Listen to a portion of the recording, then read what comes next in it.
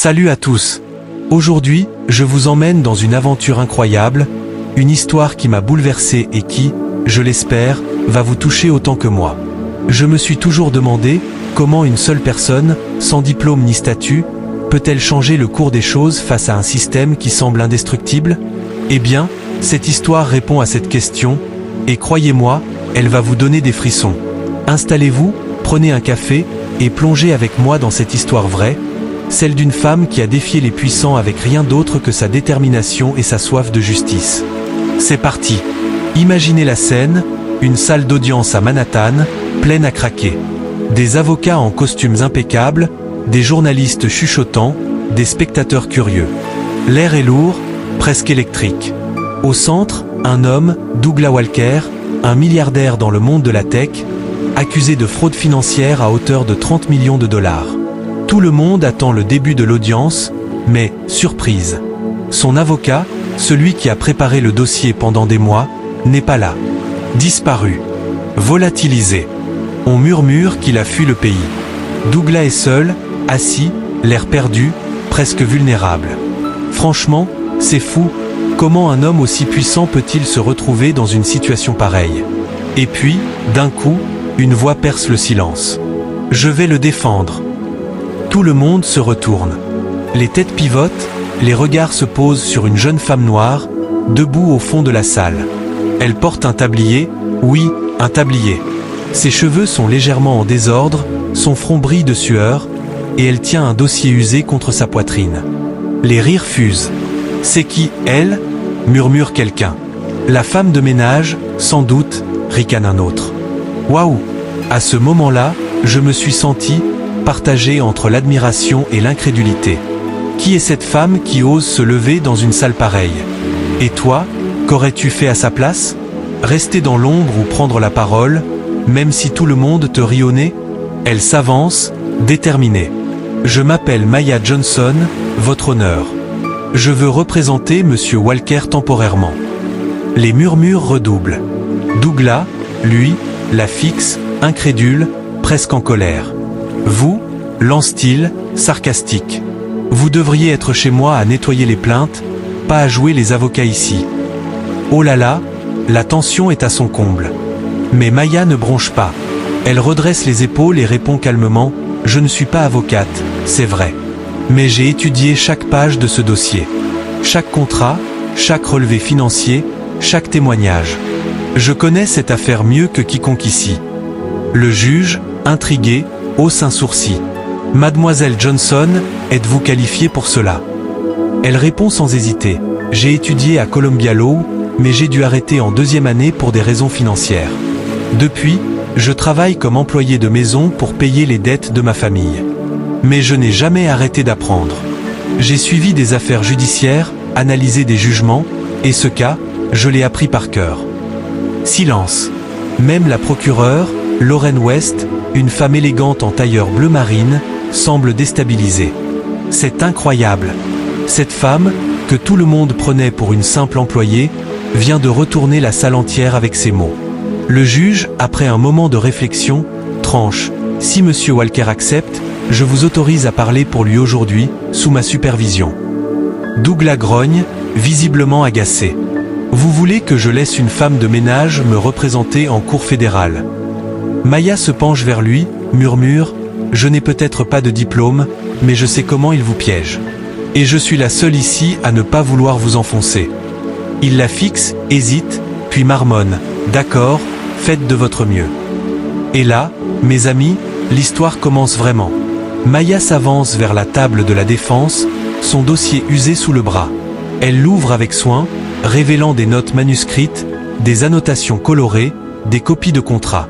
Chaque page est une arme, et elle sait s'en servir. Lorraine West, la procureure, ricane. « J'espère que vous avez apporté plus que des surligneurs et une liste de courses. » Maya lève les yeux, un sourire en coin. « J'ai apporté de la logique et des preuves. » Bam! Les spectateurs retiennent leur souffle. Le juge tousse, un peu amusé. « Poursuivez, Mademoiselle Johnson. » Elle commence, sa voix claire et assurée. Le 12 mars de l'année dernière, l'entreprise de Monsieur Walker a été approchée pour réviser un contrat avec Alter Holdings. La procureure prétend que M. Walker a falsifié ce contrat. Mais, elle brandit une page soulignée. Ce document a été signé électroniquement depuis une adresse IP à Zurich. Or, les termes originaux, déposés à la SEC 2 semaines plus tôt, sont toujours valides. Si quelqu'un a falsifié quelque chose, ce n'est pas M. Walker, mais l'accusation.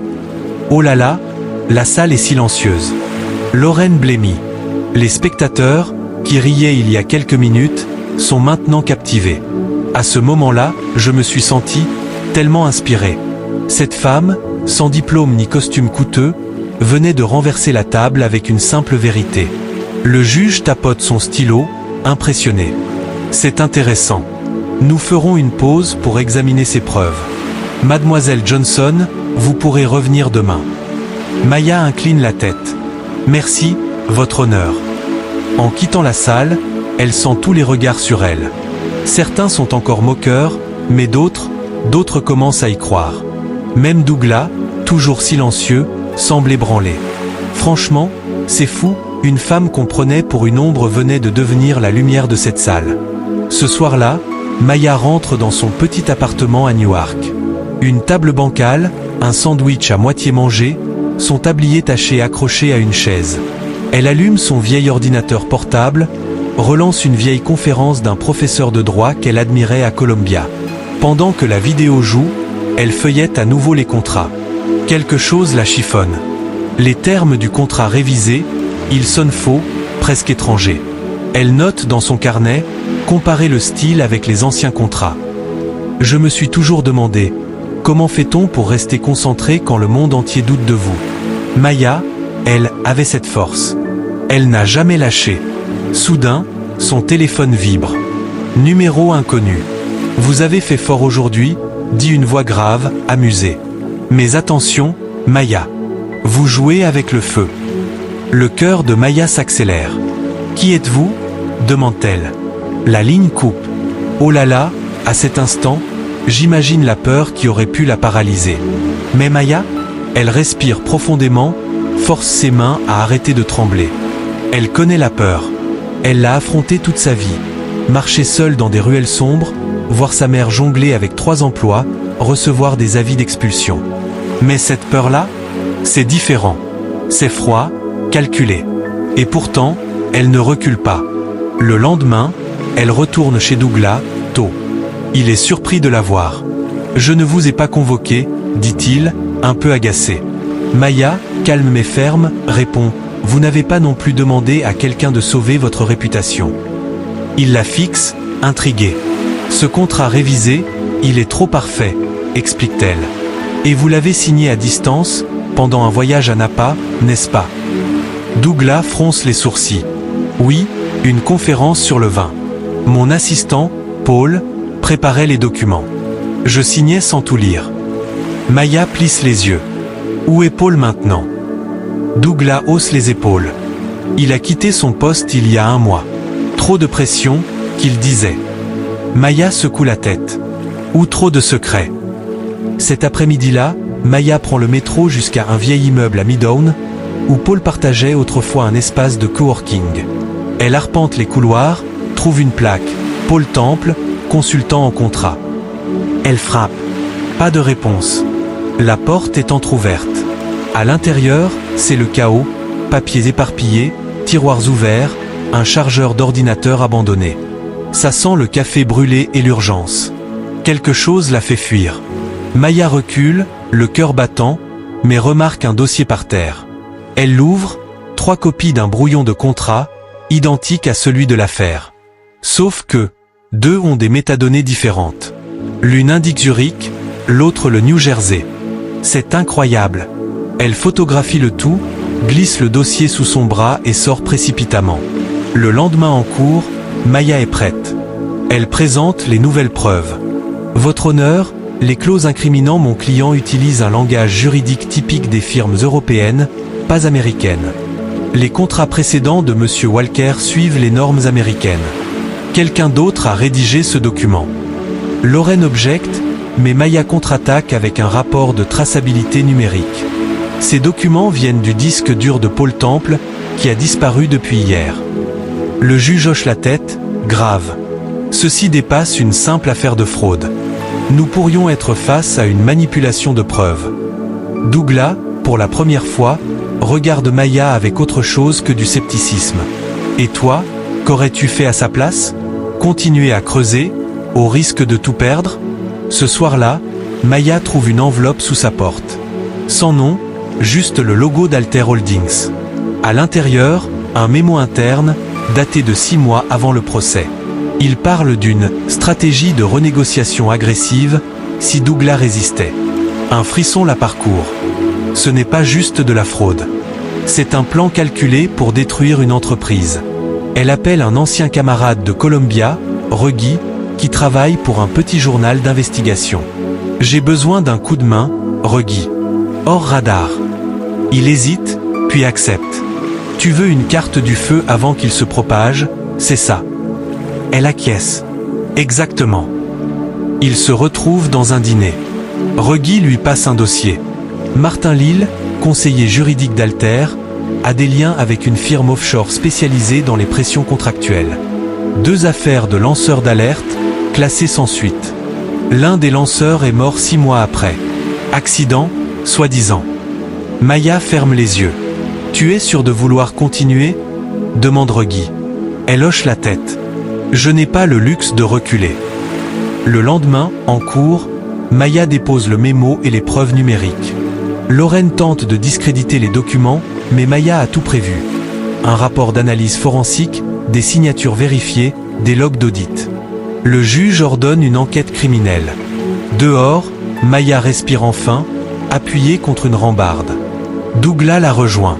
« Vous avez démasqué une opération à plusieurs milliards. » Elle répond, sans le regarder. « Je l'ai fait parce qu'il pensait que personne n'oserait les défier. » Douglas hoche la tête. « Plus jamais je ne sous-estimerai la femme au tablier. » Mais la victoire n'est pas sans danger. Une autre lettre anonyme glisse sous sa porte. « Tu as fait des ennemis.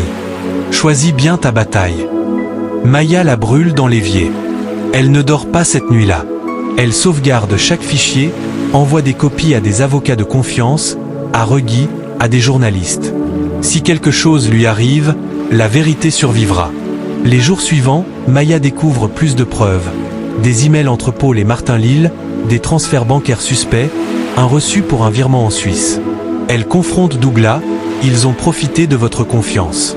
Ils ont tout planifié. » Il est secoué. « On doit rendre ça public, dit-elle. Une conférence de presse.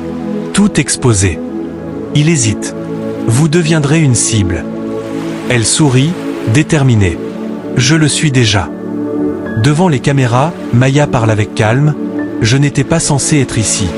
Mais j'ai choisi de défendre la vérité, parce que le pouvoir bâti sur des mensonges doit s'effondrer. » Les flashs crépitent. Douglas, à ses côtés, hoche la tête. Quelqu'un dans la foule murmure, « Elle ne défend pas seulement lui. Elle nous défend tous. » Le jour de l'audience finale, Maya présente une nouvelle témoin, Élise, une jeune employée d'Alter. Tremblante mais résolue, Élise révèle « Martin Lille nous a ordonné de falsifier des documents. Leur but n'était pas de gagner, mais de détruire la réputation de M. Walker. » Le juge, impressionné, déclare « Cette affaire est close. Les preuves seront transmises pour une enquête criminelle. » La salle reste silencieuse, comme si le monde retenait son souffle. Dehors, les journalistes se pressent. On demande à Maya « C'est vrai que vous étiez femme de ménage ?» Elle répond, un sourire fier « Oui, et je nettoie toujours la même cuisine 3 soirs par semaine. Pas besoin d'un bureau d'angle pour voir l'injustice. Juste d'une voix et de la vérité. Cette histoire m'a appris que la justice ne vient pas des titres ou des costumes.